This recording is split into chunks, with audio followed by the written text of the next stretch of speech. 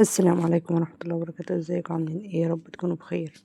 طبعا انا لو قلت لكم انتوا هتعملوا اسهل واطعم فراخ مشوية في الفرن بصينية بطاطس مش هتصدقوا انا، بس حرفيا دي اطعم صينية بطاطس هتاكلوها بفراخ مشوية.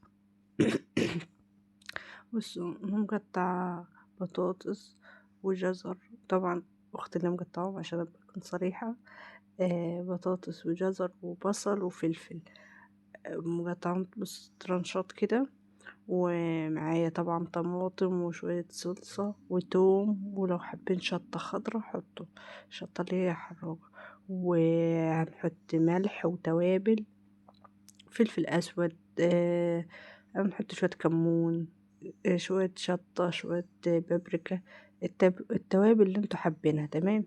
هي بنحط رشة بس كده بسيطة، رشة بسيطة من كل حاجة يعني. تمام.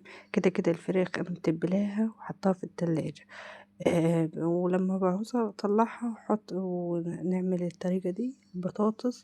وزي ما قلت لكم تقطع الخضار وهنحط عليها الفراخ. طبعا الفراخ انا متبلاها ومنزله لكم فيديو على اليوتيوب على قناتي. طبعا اتمنى تشتركوا معايا في القناة.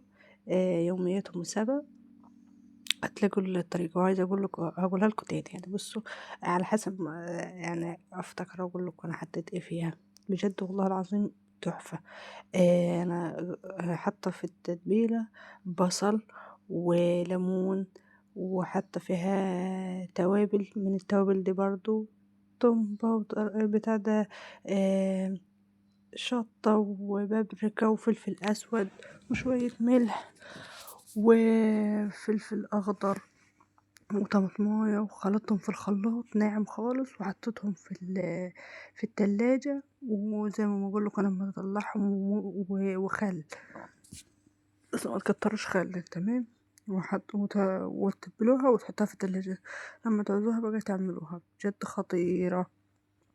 بس قلبت التوابل وحطيت شوية زيت برضو ونحط. بصوا، كان عندي معلقة صلصة حطيتها، ودي كم طماطماية قطعتها وحطيتها. وبعد كده نحط بقى الفرخة عندي كده نحطها عليهم، وبرضه هنرش عليها شوية زيت.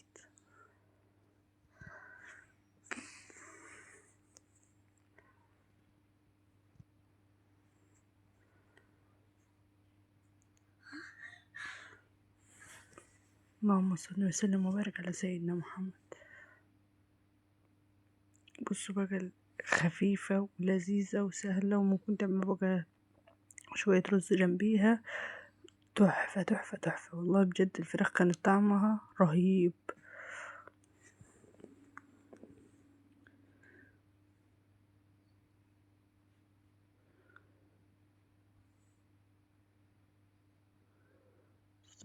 الفرخة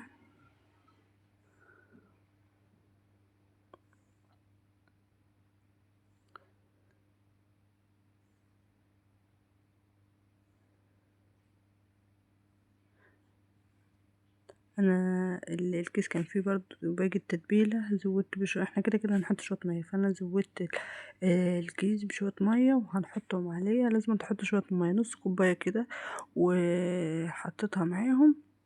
وهنغطيها وندخلها الفرن. طبعا مسخنين الفرن كويس جدا، وهنولع بس من تحت ونغطي الفراخ ونحطها بقى نسيبها مع نفسها. ممكن تاخد لها ساعة الا ربع. الفرخة مش كبيرة قوي، من نص ساعة لساعة الا ربع. تمام. وطبعا احنا كل شوية بنبص عليها نشوفها وكده، وهتلاقوها استوت معاكم. بس هتشوفوا بقى الفراخ ولا طعمها. والله بجد تجربوها ان شاء الله تعجبكم جدا. تحفة تحفة تحفة.